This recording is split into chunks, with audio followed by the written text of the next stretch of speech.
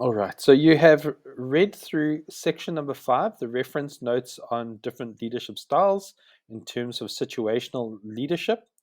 Now, let me just give you a quick rundown, just so you know when to use which leadership style.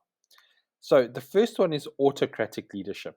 All right, so autocratic leadership is a one-way kind of leadership. So, remember when we're talking about Shadrach.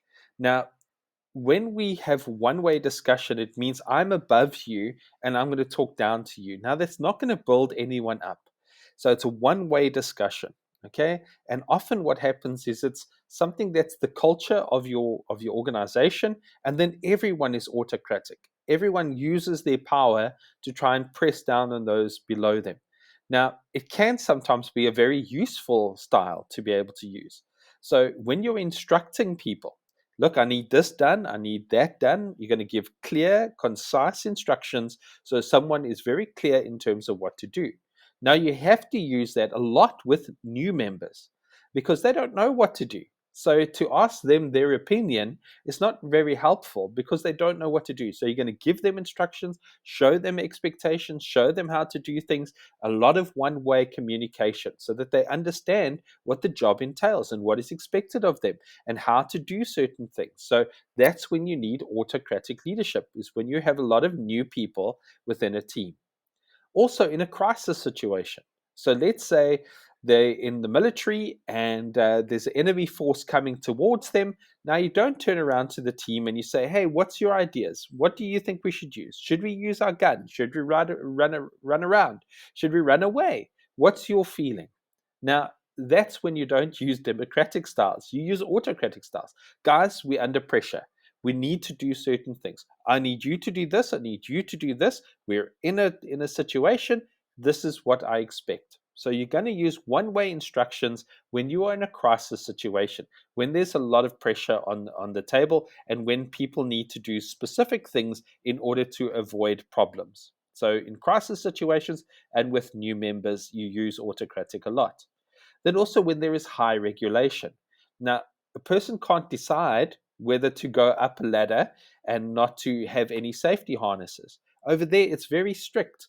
In order to preserve people's lives, in order to keep people safe, I will give you specific instructions and you will follow them because we need to keep people safe. And so we use autocratic methods when people need to be kept safe. Or when there is, for instance, you're making medicines, you can't just decide how to do things. You've got to follow the recipe, and there's a lot of processes, a lot of systems to keep people safe. So high regulation would require autocratic leadership styles. Also, when people are not willing to change. So if people have started coming late, we have a chat to them. We can be very democratic. What's your ideas? How can you be part of the solution? But if they have got to a point where they are constantly late coming, they're not prepared to change, now we have to do a disciplinary process. Well, we're going to be autocratic. You're not willing to change. And so I need to give you the consequences of what will happen next if you do not change. I'm not going to ask for your opinion because you have shown me that you are not prepared to change. And therefore, I have to be autocratic. So that's when we use autocratic methods. But with guys like Shadrach, who are very loyal, who understand the process, and all that has to happen is that their behavior needs to change. We need to use more democratic leadership. It's a two-way discussion. What do you think? What are your ideas? Have you thought of a solution? Can you problem solve? So we asking lots and lots of questions. And the way that we use the questions is to create two ways of discussion. What's your thinking? How are you feeling? Is there a way that I can help you? What resources do you need? Ask lots of questions to make sure that there is information coming backwards and forwards. That is what democratic is like. We're opening it. We want you to participate. We don't just want me to come up with solutions. We want you to come up with the solutions. So we use that with more experienced people, people who already understand the job, who need certain changes to be made in their behavior or in the expectations of them, but we're going to use it with more experienced people who already know the process. Then we're going to show them value. Okay, so the more I use democratic leadership, the more people realize, yeah, Their opinions count. Their participation counts. They are part of the process, and we want their opinions. We want their inputs because they are part of the solution. And we need to make them responsible for problem solving and coming up with solutions. We're not going to come up with the solutions for them. They need to come up with the solutions for themselves. And so we'll ask the right questions, create the right environment, but they need to do the hard work. Also, remember this kind of leadership is so that we can hold people accountable and that we can empower them. So when they say they're going to do certain things, we can document that and we're going to hold them accountable for what they've just said. And we're going to hold them accountable to come up with solutions. And if they're not prepared to come up with solutions, then we will hold them accountable to make sure that they do go forward and they do what they said that they would do.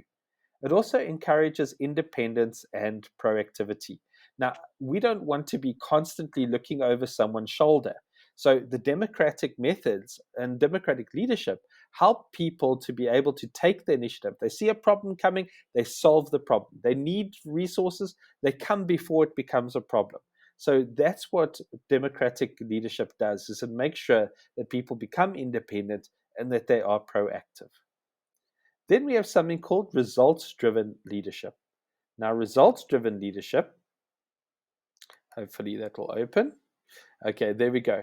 So this is micromanagement over the short term. And sometimes we really do need to drive for results. Now, sometimes we have deadlines, projects are running late. We need to push people. We need to push them towards getting results.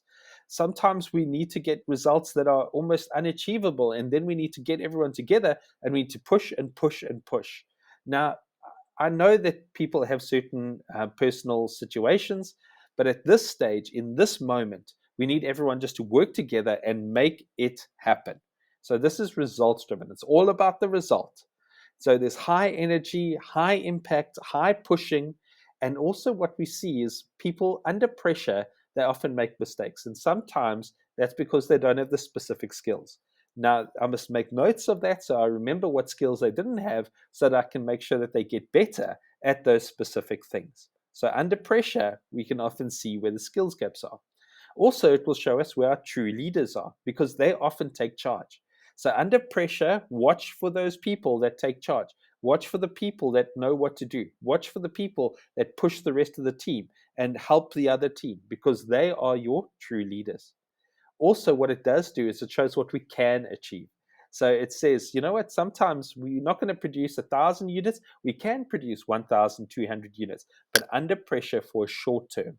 We can't do it for too long because people start to break down, they start to get tired, they start to get burnt out, and then they leave the business. So you can use results-driven leadership, but only for specific times, specific moments, mainly during deadlines. And then you have something called this laissez-faire leadership. So it's also known as free rein leadership. So these are highly motivated, highly skilled workers, those who really know what's going on and they have the skills and they can work independently. So it's called free rein. And when you have a strong horse, when you have a horse that knows how to run, then you don't hold it back.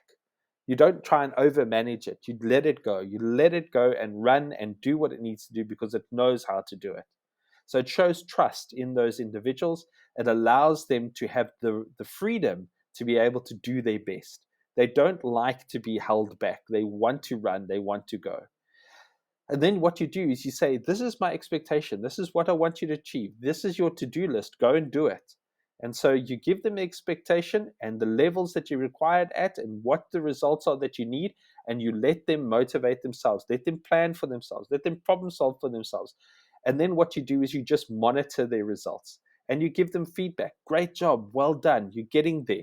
Hey, watch this. You're just underperforming in the terms of this aspect. So then what you do is you give them feedback every now and then just to let them know that they're in the right path or just to push them in a specific direction.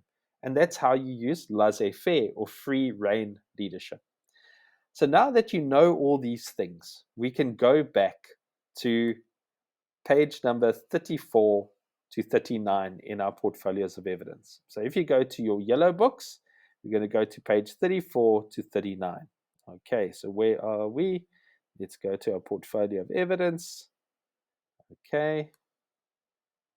And somehow mine's disappeared, but I'm sure I can find it somewhere. All right, there we go.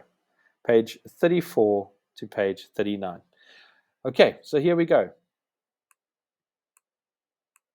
So this is a team analysis. Okay, so this is on page number 34. Okay, page number 34. So what you do is you think about three of your people, at least three of your people. So let's say it's John, Mary, and Charles. So John, we're going to give him a task. Okay, John needs to do all the checklists. Now, John is a new employee. So John, he's going to do the checklists. He's never worked with the checklist before. So what technique would I use? Well, he's new. He needs to learn. Therefore, I need to give him instructions and teach him. Therefore, I need to use an autocratic style. Okay. Now, why would I use this style? Well, because I need to give him clear instructions. I need to give him expectations. I need to teach him what to do. That's why I use that specific style. Then Mary. Now, Mary, she's been around for a while. She knows what to do. And I want her to do the stock take. Okay, so that's the task goal needing to be done. Now, because Mary is loyal, because Mary knows what to do, I'm going to use a democratic style with her because she already knows it, but I'm going to hold her accountable and I'm going to empower her to be able to take over the stock takes. Now, why do I want to use the style? Mary is loyal. She has the skills. I just want to make sure that she knows what is expected of her and to make sure that she will problem solve and be proactive. That's why I'm going to use democratic with Mary. Then I've got Charles. Charles has been there for 10 years, so I don't really need to teach him too much. And I want him to do the waybills, okay? Now, what technique would I use with him? I'm going to use LaserFair because he knows how to work with the waybills. He knows every aspect of that department. I don't need to get involved. I just need to tell him, please take over the waybills. Why do I use this? John is highly experienced. He doesn't need any more instruction, but I just need to make sure that he knows that the waybills will now be his responsibility. So you do the same exercise with three people in your team. Give them three different tasks to be able to do. What technique would you use depending on who they are, how long they've been there, what their capabilities are, what their skill levels are? So you tell me what specific leadership style you'll use, and then why you would use that specific style with them. Okay, so that's how you're going to fill that one in. Now, this is situational analysis. So this is known as Sindisware's situation. So Sindisware is having a crazy day. She has been rushing from meeting to meeting, and to make matters worse, she has not been able to touch base with a new employee called John. John has just joined her team. Sindisware considers herself to be a democratic manager, and she intends a little later in the week to do a proper induction. In the meantime, she just wants to keep John busy. She remembers seeing John's CV, and she thinks he was computer literate. After a brief introduction, she sits John in front of a PC, shows him a pile of invoices that need to be processed today, and then she moves off to another meeting. John was most impressed by Sindisware's forthright leadership, but was unsure of how to complete the task. So, in this situation, Sindisware is the manager, John is the subordinate. Now we need to identify what is the task that Sindisware gives to John.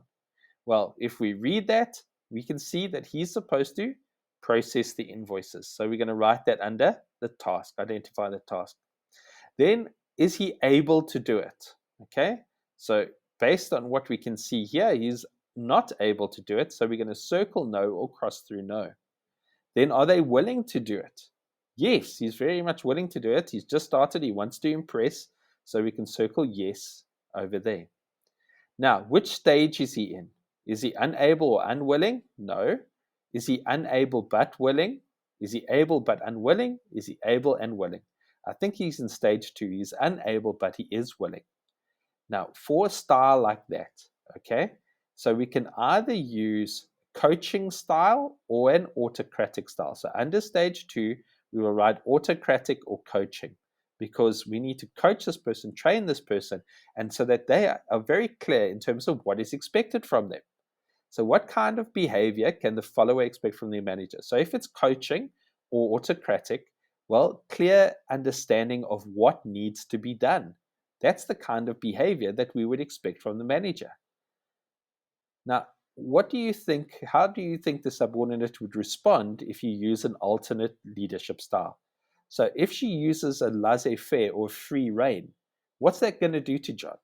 Is John going to understand it if she just lets him go? No, he's probably going to be confused. He's going to be frustrated. He's going to be lost. He's going to be feel very devalued and deflated because he doesn't know what to do. So if you use free rein, he's going to feel very frustrated. He's going to feel lost. He's going to feel confused. Anything like that. Then we're going to propose a developmental plan. So what steps need to be done? So in order for John to do the job, he needs to be trained. Okay, so we can put training. Who's the person responsible? Now you can choose either Sindiswe or HR who needs to train John. What resources does he need? Well, in order to learn how to process invoices, you probably need a PC and you probably need invoices and you might need a user manual. So those are the resources that you'll need. And then by when? When does he need to process them? Well, I think it said that by today it has to be processed. So you're going to tell me by when it has to be processed. Then what are the biggest challenges facing the manager? So it looks like she's not very good at managing her time, or she has too many meetings. So she needs to create time. That's her biggest challenge. And what is the biggest challenge facing John? Well, John needs to get the skills and abilities to be able to do the job that he's been asked to do. So that is his biggest challenge. So you fill in according to the analysis that we've just done. Make sure that everything's filled in and that there are no gaps in this little analysis. Then we're going to do the same analysis here with Harvey's holiday. So it says, you deserve a holiday. In a week's time, you are handing over to Winston, who is an experienced colleague. Winston understands your job and has previously stood in for you. You are confident in his abilities. Now we need to analyze what leadership style is most appropriate. So Harvey is going on holiday. Winston is taking over his job. What is the task? Well, the task is truly that Winston takes over Harvey's role. So he takes over all the tasks that Harvey needs to do. That's the task. Taking over his role, taking over his job, or taking over the tasks that Harvey used to do. Then, is he willing? Is he able to do it? Well, from what we can see, he's done it before. So yes. Is he willing to do it? Well, it doesn't say that he's not willing to do it. So we assume yes. Then, is he unable or unwilling? No. Is he unable but willing? No. Is he able but unwilling? No. Maybe it's there. He is able and willing. So that's stage 4. So with stage 4, what kind of leadership style would you do with someone who's highly experienced, highly motivated, understands the job, doesn't need to be trained? Well, it's probably free rein or laissez-faire. So that would be written under there. Then, if he uses laissez-faire, what behavior can he expect? Well, he expects to be given the space to do his job, given the freedom to be able to do the job that he's been asked to do. So freedom, space, free rein, that's what I want to see in that question. Now, if he had used a different style, so let's say he used results-driven or used autocratic, what would Winston then feel? So if I said, hey, this is what I expect, Winston, you sort it out, you make sure that it is done, and I use an autocratic tone with him, then what does Winston feel? So he'll probably feel like he's devalued. He'd lose his confidence. He'd feel undermined. He'd feel undervalued. He'd feel worthless. So if you use autocratic, how is Winston going to feel? Then we propose a developmental plan. Does Winston need to be developed? Or has he got all the skills he needs? Well, looks like he has all the skills he needs. So we don't need to do a developmental plan. But please make sure that you write not applicable or doesn't need one or has the skills, just so that the assessor sees that you know that he doesn't need a developmental plan. Then what are the biggest challenges facing the manager? So if you are a manager, you'll know that often it is quite difficult to give over control. A challenge is to give him the space, give him the freedom, let go, give over control to Winston. And then what is the biggest challenge facing the subordinate is to do the job at the right level. So give him the space, but allow him to do the job at the right level to make sure that nothing falls through the cracks. So that's the biggest challenge for the subordinate, is to make sure that he does the job to the right levels. Then what you are going to do is you are going to give over a specific task to one of your subordinates or some team member that you work with. So your name is going to be the manager name. So we're going to go to your situational analysis. You're going to put in your name, and then you're going to put in the subordinate's name. So anyone who is taking over a specific task from you. Then you're going to tell me what the task is. Okay, so put in your name, someone who's going to be given a specific task, and you tell me what the task is that they are going to do under identify the task. Then you're going to analyze. So are they able to do it? Yes or no? Are they willing to do it? Yes or no? Then you tell me what stage they're in. Okay? Based on the stage, you're going to tell me what style you're going to use. So if they're in stage 1, you will use autocratic. If they're on stage 2, you're probably going to need to do some coaching. Okay?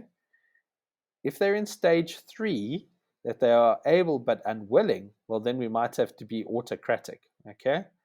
Then if they are able and willing, then we will be laissez-faire or free reign.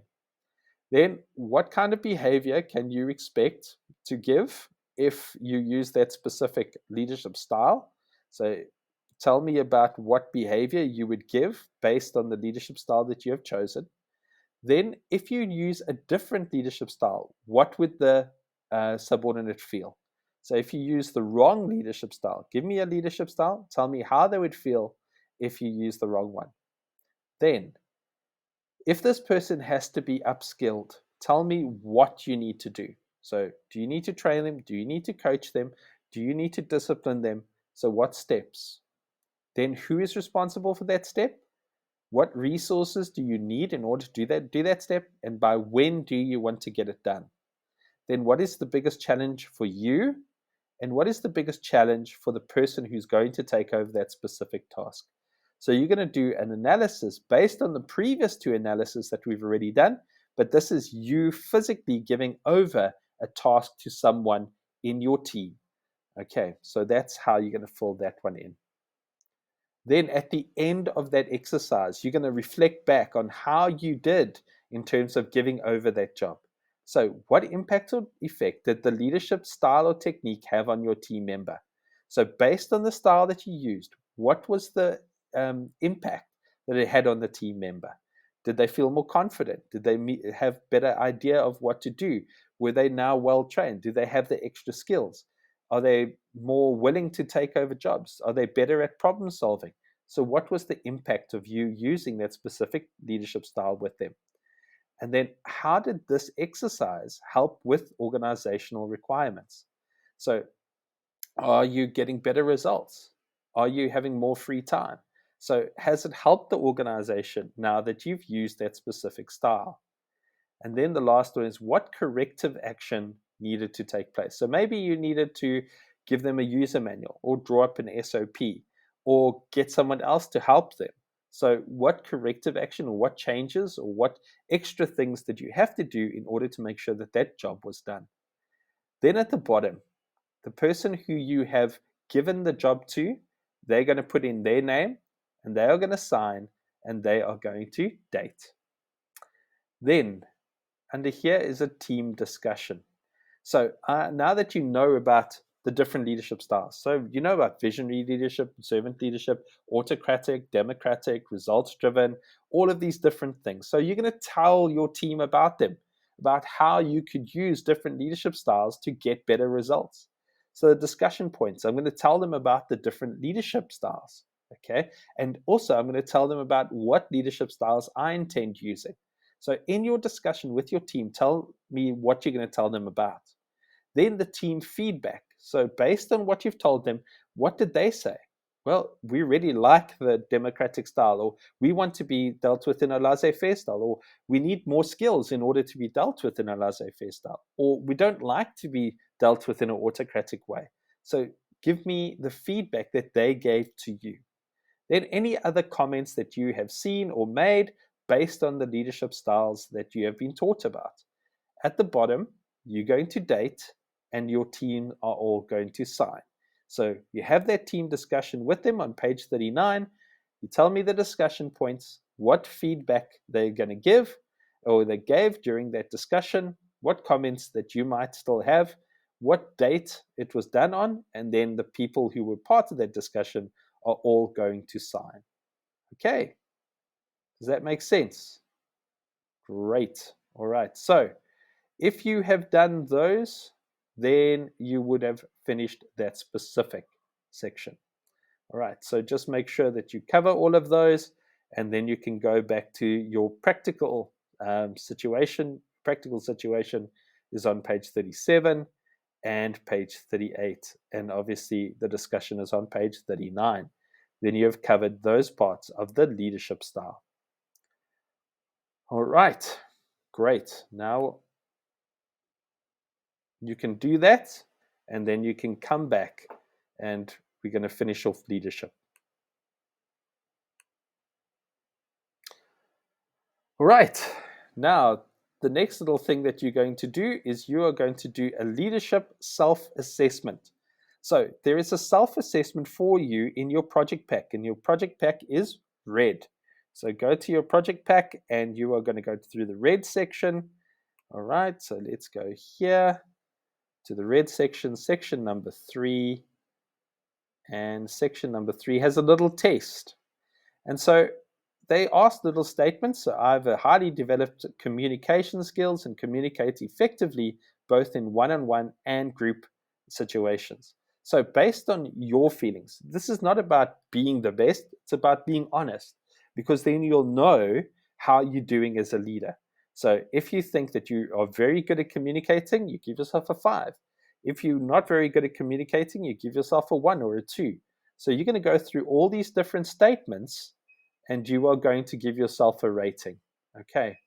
Once you've given yourself a rating, you are going to look at your bottom 3. So let's say you've got a 2 for visionary and innovative, and you've got a 1 for handling conflict. So you're going to choose your 3 lowest, and you're going to tell me what you can do about it. Okay, so not good at communication. So what can you do? I need to learn about how to communicate, or I need to be more courageous in the way that I communicate, or I need to use more autocratic ways in communicating. So on your 3 lowest, you're going to give me what you can do to make yourself better at those 3 areas. Okay, so that's what you are going to do. So it's the red book, section number 3. Read through those statements, give yourself a score. Then you choose your 3 lowest marks and you tell me what you could do to get better at those specific things. Okay, so I'm going to let you do that. Please pause, and then when you are done, please come back and we will complete it. All right, welcome back. Now we're going to go back into our yellow books. So if you can go to your yellow book and your portfolio of evidence. So then we're going to go, again, that's not the one. Delete. All right, so let's try and find our portfolio of evidence here. There we go. Okay, so we're going to go to page number 29 and 30, I think it says. Oh no, okay, well, let me do this one. All right, page number 27. All right, page number 27, and I'm going to make sure that we rotate it. All right. So over here, I want you to think of those situational leadership styles. So we spoke about autocratic, democratic, results-driven, and laissez-faire. Then you're going to tell me when would you use those specific kinds of leadership. So autocratic, when do you use it? Well, mainly in a crisis. Who do you mainly use it with? Well, mainly my new employees. How does it help group dynamics? So if you're autocratic, it gives people direction, it gives them clear instructions. How does it help you to meet your objectives? Now, when you are clear, when you are decisive, when you communicate very well, you're going to get the results that you want. Is this in line with company requirements? So, do they want you to use an autocratic leadership situation? Absolutely, because you're going to get results and you're going to keep people safe and you're going to manage crises. So, yes. Then how can you improve on that specific technique? Well, maybe I need to be more clear in my instructions. Maybe I need to spend time coaching new employees. So whatever you could do to become better at autocratic leadership, you're going to put in this little block. Then you're going to do the same thing for democratic, same thing for results driven, and same thing for laissez-faire. And then you would have finished question number 8, which is on page number 27. All right. Now, the last thing that they've given to us, and this might have been dealt with in your motivation side, but if it hasn't, then please do this. This is for you and your team. This is your self-strengths. So it's on question number 10, page number 29. So what are you strong at doing? Okay, well, I'm strong at dealing with conflict. I'm strong at, I have good skills. I'm very confident. I'm patient. I can coach people. So tell me what you're strong at. Then over here is what are you weak at? What are the things that you still need to develop at? So yeah, sometimes I'm not good at admin. Sometimes my time management's not great. Sometimes I feel under pressure, I don't do my best work. So you tell me things that you still want to get better at. Then over here, your manager is going to make some comments.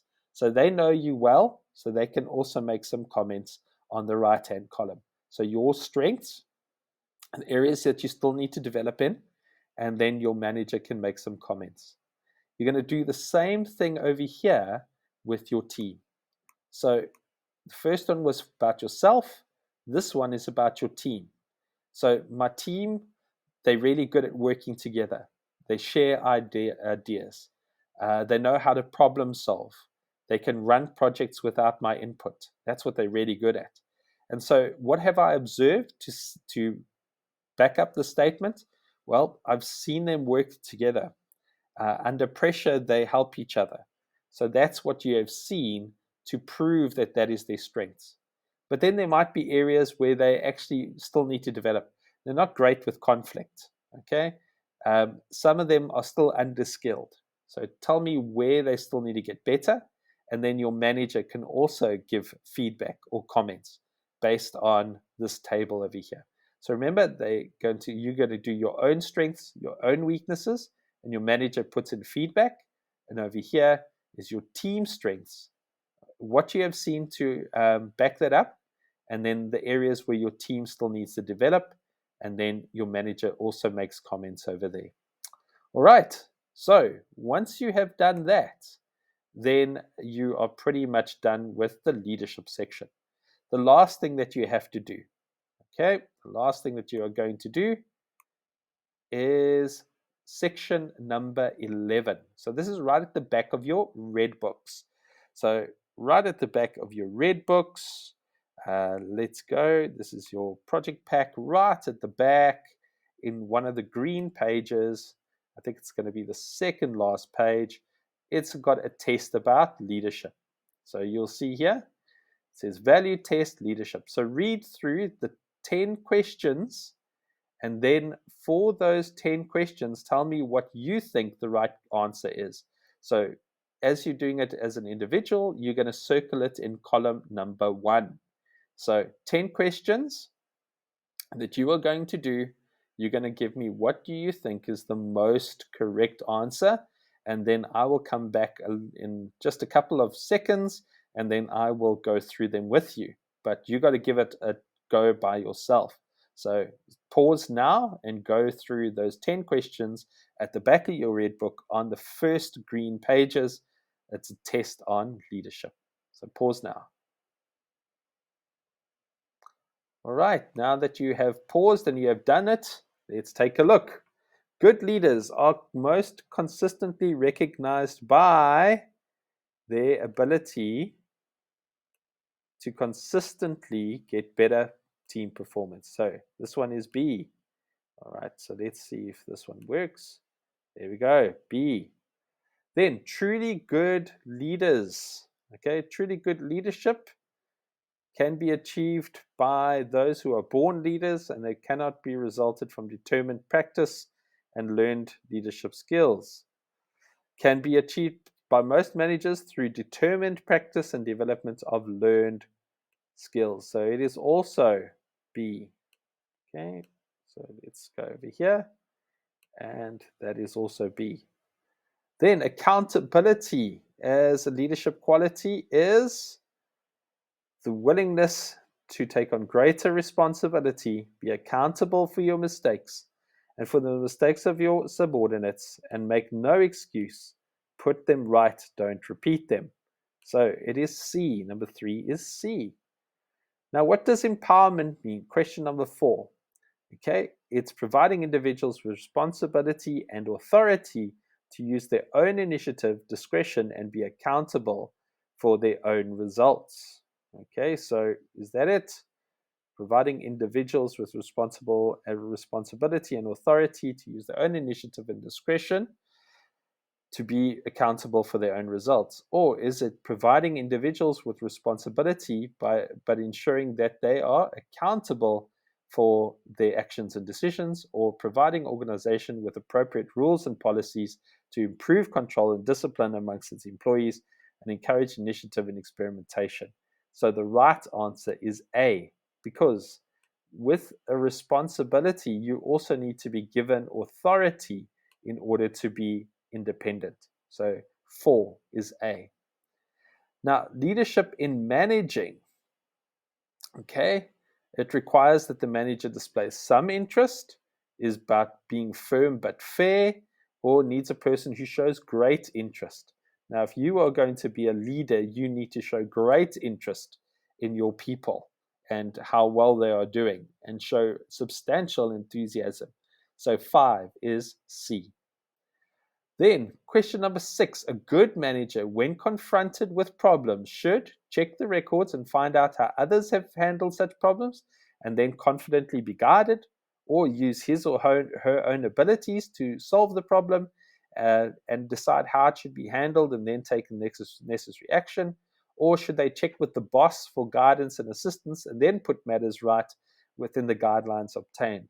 Now, you can use checking the records and you can consult with your boss, but ultimately it should be up to you. You should use your qualities to be able to analyze problems. So 6 is B. Now, when you take over a new department, once you have become familiar with the job, you must, all right, now over here is the correct answer. It is number C. C says that you'll continually look for new ways to improve and change the department and develop the people within it. Then leadership can best be described as, and that is A, the ability to encourage people to follow you and willingly do the things that you want them to do. Then, in respect of the 4 leadership styles, a good leader will either develop one particular style, that's not right. Develop the skills and the understanding of each style and be able to apply that style for any respective situation. So remember, we said that you need to change your leadership style according to the person and the situation that you are dealing with. So therefore 9 is B. And then the last one is number 10. Does a good leader avoid change, or do they always ensure they get the correct change? No, they are B, always looking positively at change and new ideas, methods, and procedures, and encourages the same behavior amongst their subordinates.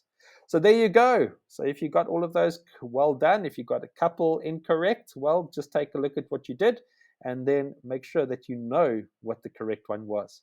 All right, so that is the leadership part of that of this module. So I hope you've learned something new, and remember to make sure that you fill in your knowledge questions as well as get the practical projects done. All right, good luck, and we'll move on to the motivation section next time.